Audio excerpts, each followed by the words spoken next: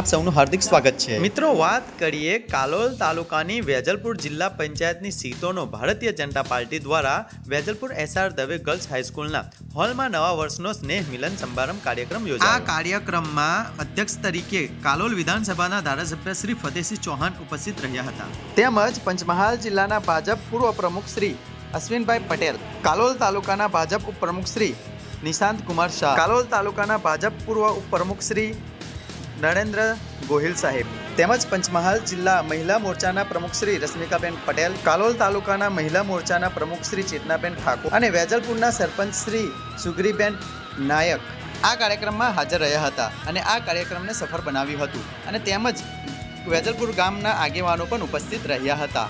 આ સાથે હું પત્રકાર સિદ્દીક તપ, તંત્રી યોગેશ કુમાર કાછિયા।